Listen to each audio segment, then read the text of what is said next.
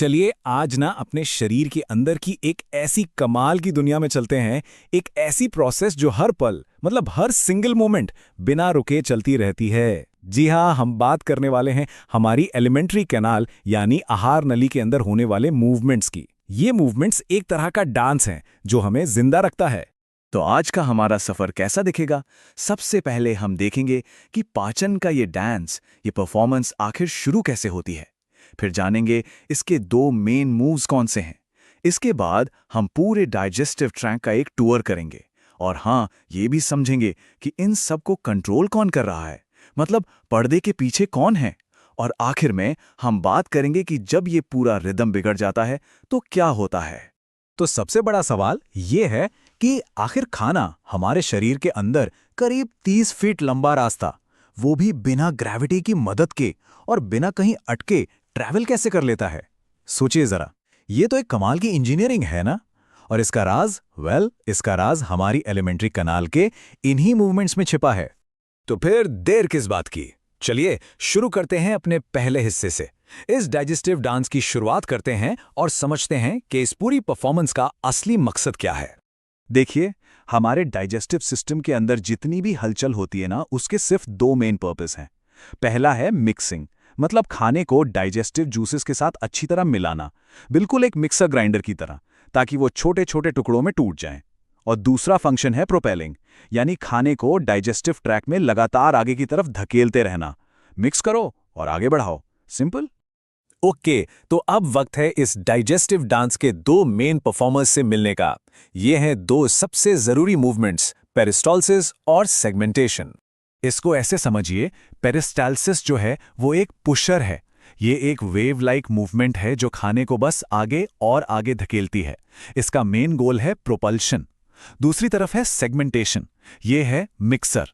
ये एक ही जगह पर लोकलाइज्ड कॉन्ट्रैक्शंस, मतलब एक ही जगह पर मांसपेशियों को सिकोड़कर खाने को डाइजेस्टिव जूसेस के साथ फेंटती है ताकि डाइजेशन और एब्जॉर्प्शन जबरदस्त हो। और ये एक्शन ज्यादातर स्मॉल इंटेस्टाइन में होता है। तो ये पेरिस्टाल्टिक वेव, ये लहर काम कैसे करती है? एक मिनट के लिए सोचिए, जैसे आप टूथपेस्ट ट्यूब से आखिरी जरा सा पेस्ट निकाल रहे हैं, बिल्कुल वैसे ही खाने के ठीक पीछे वाली सर्कुलर मसल्स सिकुड़ती हैं, उसे आगे की तरफ स्क्वीज करती हैं। और सेम टाइम पर खाने के आगे वाली लॉन्जिट्यूडनल मसल्स कॉन्ट्रैक्ट होती हैं, जिससे ट्यूब थोड़ी छोटी हो जाती है और रास्ता खुल जाता है। ये एक कमाल का एकदम परफेक्ट कोऑर्डिनेशन है।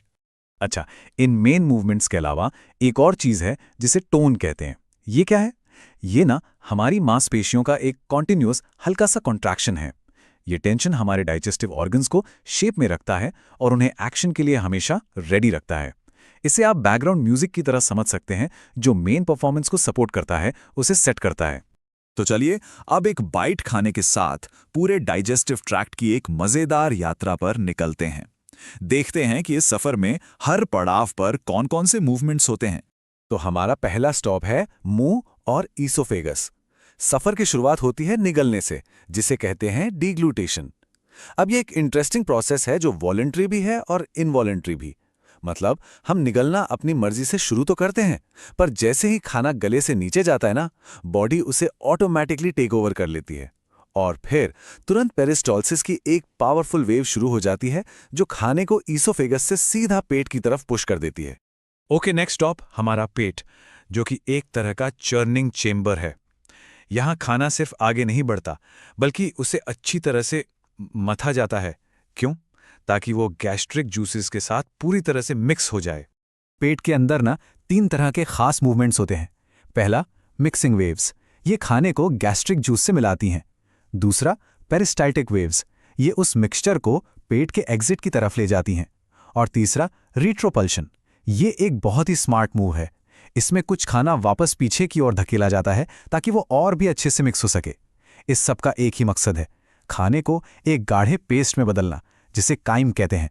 चलिए अब आते हैं इस जर्नी के मेन इवेंट पर, दिस स्मॉल इंटेस्टाइन। डाइजेशन और एब्जॉर्प्शन का ज्यादातर एक्शन यहीं होता है। ये असली केंद्र है। स्मॉल इंटेस्टाइन में segmentation he star of the show है। ये काइम को डाइजेस्टिव जूसेस के साथ इतने अच्छे से फेंटता है कि ज्यादा से ज्यादा न्यूट्रिएंट्स अब्सॉर्ब हो सकें। पेरिस्टाल्सिस भी होता है, पर यहां उसकी लहरें काफी धीमी होती हैं और एक और कमाल की चीज़ है, जब हम फास्टिंग कर रहे होते हैं तो एक स्पेशल हाउसकीपिंग वेव, जिसे माइग्रेटिंग मोटर कॉम्प्लेक्स या एमएमसी कहते हैं, वो पूरे रास्ते की सफाई कर देती है, बिल्कुल अगले मील के लिए सब कुछ तैयार रखने के लिए। और अब हम पहुंचते हैं इस सफर के आखिरी पड़ाव पर, द लार्ज इंटेस्टाइन। यहाँ के मूवमेंट्स स्लो लेकिन पावरफुल होते हैं। हॉस्टल कॉन्ट्रैक्शंस जो होते हैं वो मिक्सिंग का काम करते हैं ताकि बचा हुआ पानी एब्जॉर्ब हो सके। फिर आती है मास पेरिस्टाल्सिस, एक बहुत ही स्ट्रॉन्ग वेव जो दिन में सिर्फ कुछ ही बार होती है और वेस्ट मटेरियल को तेजी से आगे बढ़ाती है। और फिर डिफिकेशन रिफ्लेक्स, जो बॉडी से वेस्ट को बाहर निकालने का फाइनल कोऑर्डिनेटेड सिग्नल है। ठीक है, तो हमने ये तो देख लिया कि कौन कौन से मूवमेंट्स होते हैं, पर सवाल यह है कि इन सबको कंट्रोल कौन कर रहा है? इस पूरे ऑर्केस्ट्रा का कंडक्टर कौन है? चलिए इन कॉम्प्लेक्स कंट्रोल सिस्टम्स को भी जरा समझते हैं। इस पूरे शो को एक पूरी नर्वस सिस्टम की टीम चलाती है। मेन कंट्रोलर है एंटेरिक नर्वस सिस्टम यानी ईएनएस। इसे हमारी गट का अपना दिमाग भी कहते हैं, क्योंकि ये ज्यादातर फैसले खुद ही ले लेता है। फिर आता है पैरासिम्पैथेटिक सिस्टम, जो रेस्ट एंड डाइजेस्ट वाला सिग्नल है, ये मोटिलिटी को बढ़ाता है। और दूसरी तरफ है सिंपैथेटिक सिस्टम, जो फाइट और फ्लाइट वाला सिग्नल है, ये स्ट्रेस की हालत में मोटिलिटी को घटा देता है। एक तरह से एक गो सिग्नल है और एक स्टॉप सिग्नल। नर्वस सिस्टम के अलावा हार्मोन्स भी एक इंपॉर्टेंट रोल प्ले करते हैं। ये केमिकल मैसेंजर्स की तरह हैं। जैसे गैस्ट्रिन नाम का हार्मोन ब्लड में ट्रैवल करके सीधा पेट को सिग्नल दे सकता है कि अपनी मोटिलिटी बढ़ाओ, जिससे डाइजेशन प्रोसेस को और सपोर्ट मिलता है। तो सब कुछ ठीक ठाक चल रहा है, पर तब क्या होता है जब ये डाइजेस्टिव रिदम बिगड़ जाता है, जब इस डांस में गड़बड़ी हो जाती है? इन मूवमेंट्स का हमारी हेल्थ और कंफर्ट से सीधा सीधा कनेक्शन है। इसको ऐसे देखिए, अगर मोटिलिटी बहुत ज्यादा हो जाए तो होता है डायरिया। खाना इतनी तेजी से निकलता है कि बॉडी को पानी और न्यूट्रिएंट्स एब्जॉर्ब करने का टाइम ही नहीं मिलता। अगर मोटिलिटी बहुत कम हो जाए तो होता है कॉन्स्टिपेशन और आइलियस। ये एक सीरियस कंडीशन है जहां मूवमेंट पूरी तरह से रुक जाता है। ये एक मेडिकल इमरजेंसी है। और जर्ट जैसी प्रॉब्लम्स ये एबनॉर्मल मोटिलिटी की वजह से होती हैं, जब पेट का एसिड गलत डायरेक्शन में यानी ऊपर की तरफ आने लगता है। तो हमारे शरीर के अंदर का ये बैले, ये डांस लगातार चलता रहता है और ये हमारी लाइफ के लिए बहुत ज़रूरी है। यही चीज़ ये इंश्योर करती है कि हम जो खाते हैं उससे हमें एनर्जी और न्यूट्रिशन मिले।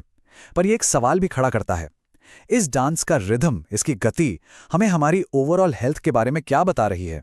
इस पर सोचना तो बनता है।